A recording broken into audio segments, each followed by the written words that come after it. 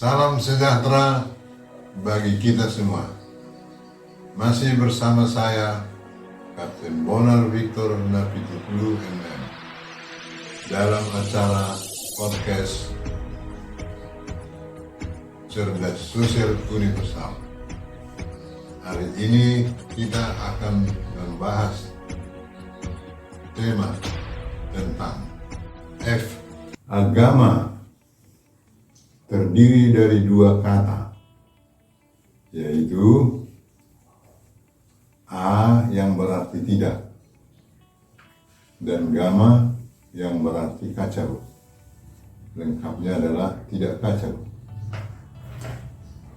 Dan menurut KBBI, Kamus Besar Bahasa Indonesia, artinya adalah sistem yang mengatur tata keimanan atau kepercayaan dan tata ibadah kepada Tuhan yang Maha Kuasa. Sebagaimana pada bab 3 telah dibahas tentang kepercayaan, lalu dibandingkan dengan definisi tersebut di atas ini, kiranya jelas bagi kita pembaca yang budiman bahwa agama itu adalah sistem yang mengatur tata kekuasaan yang didasari kepercayaan. Maka Sang Pencipta alam semesta disebut yang Maha Kuasa. Tata kepercayaan dan tata kekuasaan memang jelas tidak kacau.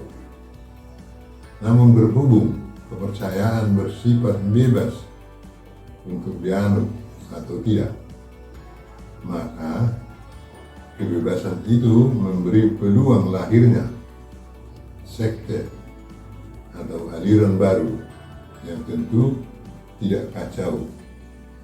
Tetapi hati-hati jika ada aliran yang sesat dan kacau oleh ulah para penganut yang berpikir kacau, yang dapat menyesatkan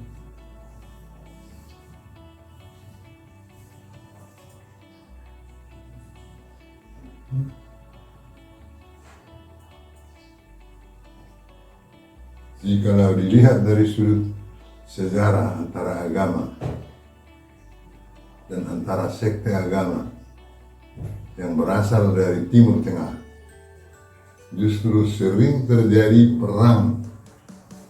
perangan yang boleh dikata tidak kacau, tetapi lebih daripada kacau. Baca Berita Kota Jakarta 26/02/2007. Antara umat Islam dengan umat Kristen berulang kali rebutan kekuasaan untuk menguasai rumah ibadah di Yerusalem. Baca buku yang berjudul Tuan Kurau _Pokina Sinambela oleh Mangaraja Onggang Perlindungan tentang gerakan Wahabi di tanah Arab pada tahun 1740 hingga 1816, selama 76 tahun, dan teror Paderi di tanah Batak dari tahun 1860 hingga 1833, selama 17 tahun.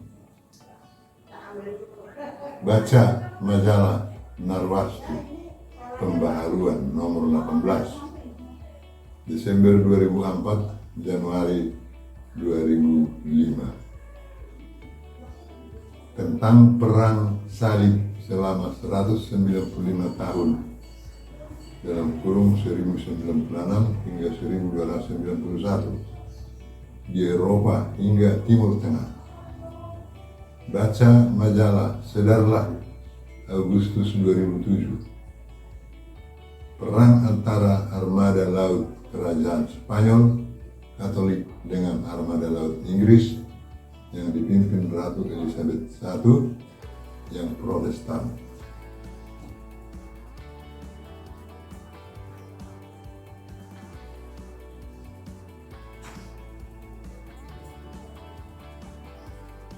Walau armada Spanyol jauh lebih banyak dan lebih besar, perang dimenangkan oleh Inggris, lalu dibuatkanlah medali peringatan bertuliskan Flavit MM et Dissipati Sunt 1588. Artinya pada tahun 1588 Yehua menghembuskan angin dan tercerai-berailah mereka, dalam kurung armada Spanyol.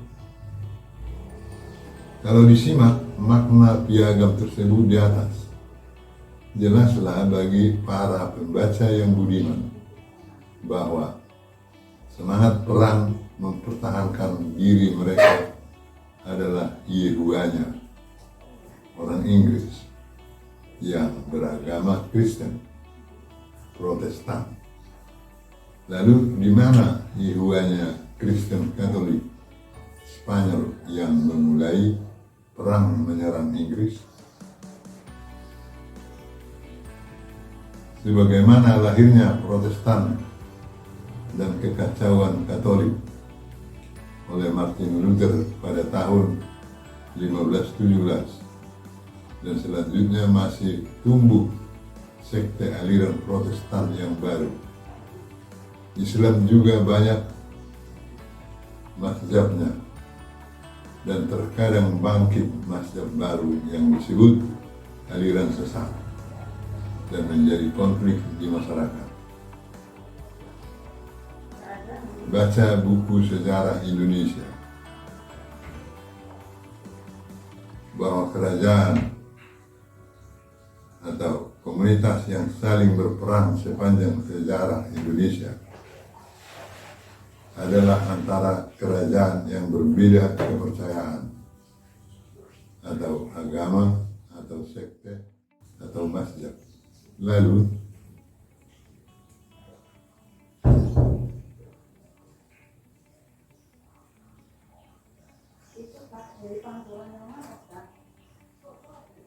digunakan penjajah Belanda menjadi sarana politik divide et impera dengan memasukkan agama Kristen di Tanah Batak, di Pulau Jawa, di Ambon, di Minahasa, dan lain-lain. Perlu disadari oleh para pembaca yang budiman bahwa sebaik apapun tata aturan disusun, tetapi kalau didasari kekuasaan, aturan tersebut tidak akan menjadi tata aturan pemersatu, karena hukum alam tidak dapat dimungkiri bahwa kekuasaan selamanya menuai pemberontakan, apalagi kalau tata aturan tersebut berpeluang perang. Sudah nyata sejarah mencatat bahwa banyak perselisihan antara kelompok agama yang menyebabkan peperangan, apalagi jika tata aturan bermuatan mencari kemenangan, non kompetisi atau kekuasaan, selamanya akan menuai tantangan dan perlawanan sebagai konsekuensi hukum alam, karena tidak ada orang atau kelompok yang rela dikalahkan dan dikuasai. Hukum alam demikian berlaku. Barang siapa mencari kemenangan pasti berhadapan dengan tantangan dan lawan, karena tidak ada kemenangan tanpa perlawanan, dan kekuasaan selamanya menuai pemberontakan, karena secara alamiah manusia itu lahir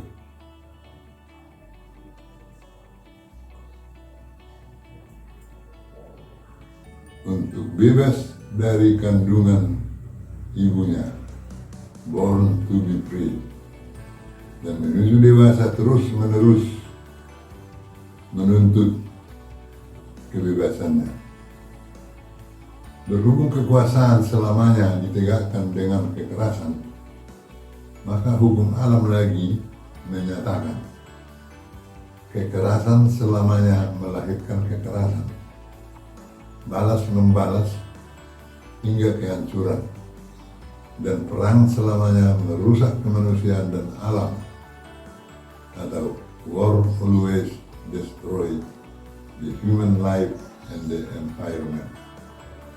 Maka kalau masih mau hidup berbangsa yang langsung, hindarilah kekerasan dan perang. Janganlah mencari kemenangan dalam interaksi sosial, kecuali dalam kompetisi. Janganlah menegakkan kekuasaan, karena pasti menuai pembangkangan, demonstrasi, terorisme, dan pemberontakan silih ganti hingga menuju kehancuran. Wahai para pembaca yang budiman, jikalau kita sudah sepakat bahwa agama itu adalah tata aturan, ada pertanyaan sebagaimana berikut ini. Adakah tata aturan yang tidak bermuatan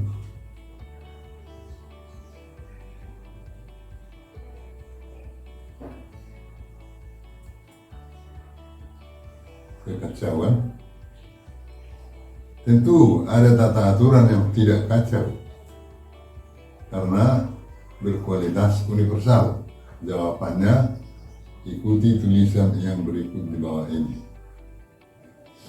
Bahwa Tuhan menciptakan segenap alam semesta termasuk manusia. Oleh karena itu, segala bentuk diskriminasi harus dihapuskan. Hak asasi manusia dan perlindungan alam ditegakkan. Tuhan yang dimaksud ini adalah Tuhannya semua manusia dan alam, bukan Tuhan yang berbeda-beda oleh kelompok-kelompok tertentu yang eksklusif dan chauvinis.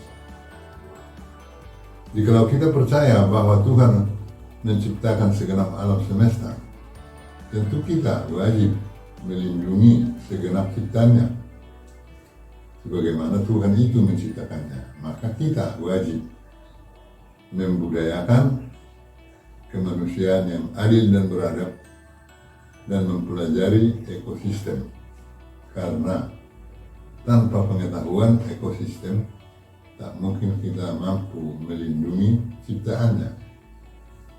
Mengapa disebut termasuk manusia?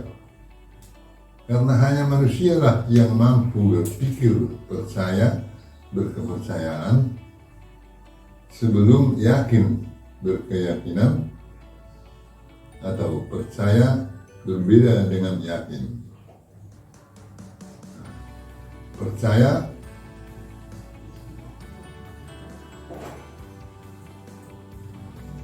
dalam hal ini bersifat sementara sebelum diadakan penelitian dan pembuktian untuk menjadi yakin. Lalu kepercayaan itu bersifat sementara namun tidak diragukan karena bertolak dari hukum alam sebagai ciptaan, yaitu ada sebab, ada akibat, atau ada aksi, ada reaksi, atau ada ciptaan, ada penciptanya.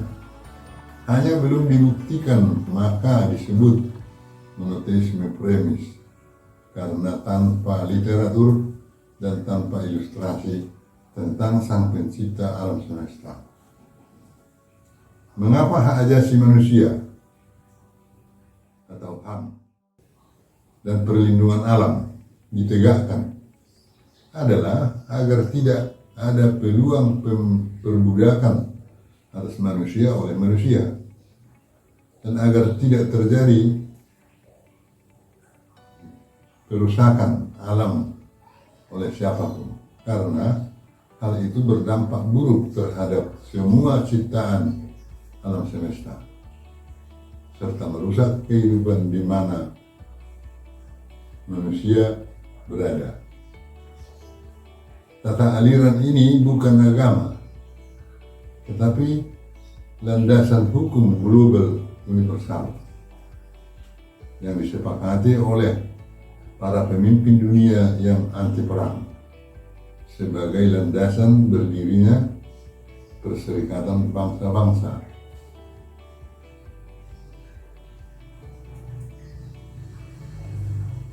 atau PBB atau United Nations Organization, dengan tujuan untuk mencegah perang antara manusia dengan manusia atau masyarakat bangsa dengan negara demi kemanusiaan dan perlindungan.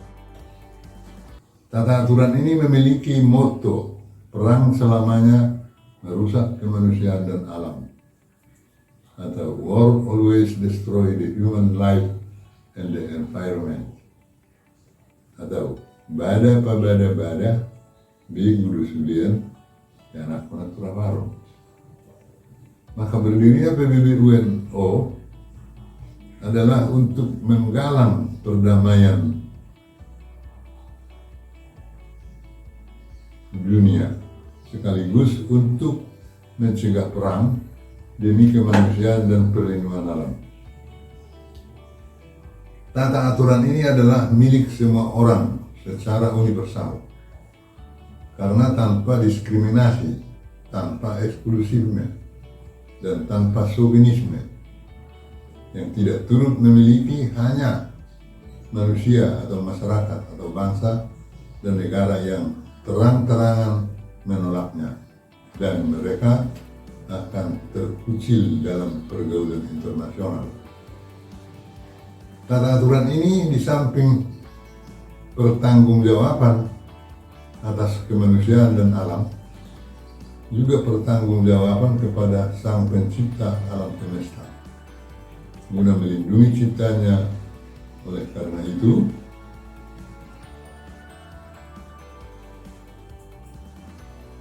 semua orang kecuali orang hutan wajib dan berhak belajar sains guna meningkatkan kemampuan bertanggung jawab untuk turut menata kehidupan modern. Bukan wajib belajar tentang kehidupan khayal, garis miring, takhayul, dan semua paham yang menolak atau bertentangan dengan sains. Justru paham yang menolak sains harus ditinggal guna mencerdaskan masyarakat, dan ternyata bangsa maju, developed country, telah mendukung dan menegakkan tata aturan universal ini. Walau para pembaca yang budiman, tidak semua ajaran atau tata aturan bermuatan kekacauan atau berpotensi perang dan menolak sains. Tata aturan yang dinamis selalu menyesuaikan dengan perkembangan atau perubahan zaman, walau dasarnya tetap, tetapi bukan konservatif, karena didasari pola universal dan penerapannya dinamis seperti budaya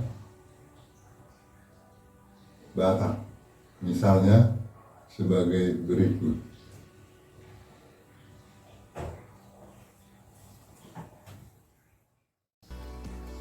Dahulu kala, kalau ada konflik berdarah, norma dasar menyatakan mudar alini mudar, hosa alini hosa. Artinya darah ganti darah, nyawa ganti nyawa, guna menegakkan keadilan. Justru kalau nyawa, satu diganti minimum 3 yang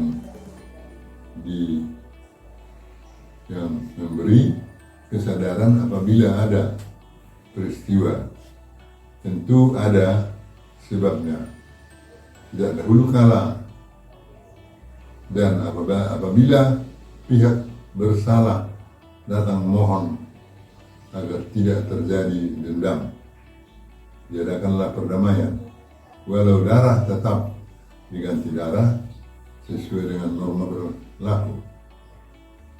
Perdamaian diawali pihak pemohon bersama keluarga dengan sungguh memohon maaf sekaligus berjanji bersaudara atau bersahabat untuk tidak terulang kembali di hadapan masyarakat dari para ahli adat. Maka darah orang boleh diganti dengan darah ternak sekaligus untuk hidangan antara perdamaian yang disebut Merindahan Sinaur. Merindahan Sinaur artinya adalah makan bersama gaya orang Batak. Dalam acara perdamaian mereka pun berkata, "Burukues masih berwakara, meludung di Pakues, saya masuk pada malam."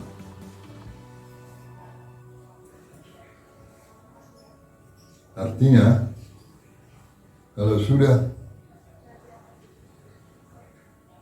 terbuka dengan jujur, tiada lagi dendam, dan tentu harus dilakoni dalam pergaulan dari hari ke hari dengan bersaudara atau bersahabat. Prinsip dalam bermasyarakat bahwa konflik tidak terhindari tetapi terselesaikan dengan tanpa kekerasan. Namun darah diganti darah tetap berlaku konservat, tetapi dinamisasi dengan mengganti darah orang menjadi darah ternak. Demikianlah orang Batak mendinamisasikan norma pertahanannya. Demikian juga lah orang Batak memasak daging ternak bersama darahnya yang disebut saksang agar tetap sesuai dengan norma pertahanan di atas. Ternyata di darah itulah nutrisi paling segar. Makanya semua acara adat Batak harus memiliki ternak sehat untuk dipotong lalu dimasak dengan darahnya, disebut saksang. Berhubung ada orang Batak yang alergi memakan darah dari dahulu kala, sebagaimana Kisingamangaraja ke-12 dan yang lain yang disebut Parsubang, makanya ada masakan khusus tanpa darah disebut pinadar untuk para Parsubang secara khusus dalam acara adat Batak.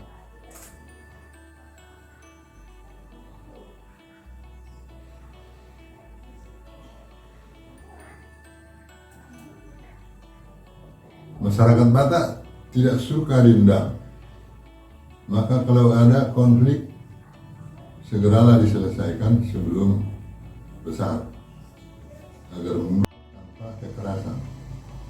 Sebab kalau masalah sudah menghilangkan nyawa, sulit menerima perdamaian. Dewasa ini sudah ada hukum sebagai penyelesaian, tetapi apakah menghapus dendam atau hanya tajam ke bawah, tumpul ke atas? Konflik besar sebesar apapun bagi orang Batak dapat diselesaikan dengan berdamai. Tetapi jangan terlambat, karena kalau tidak diselesaikan pasti akan menjadi dendam dan dikhawatirkan membesar. Penyelesaian hukum menguras pikiran, waktu, dan belum tentu kedua pihak merasa adil. Tetapi perdamaian memberi kelegaan kedua belah pihak. Mereka dapat menyesuaikan terhadap kemajuan peradaban dan budaya modern yang universal atau dinamis, serta menyerap sains dan teknologi tinggi demi kehidupan berbangsa secara bebas, tetapi menunggu. Demikian pembahasan kita kali ini. Terima kasih atas segala perhatian. Sampai jumpa di waktu dan kesempatan berikut.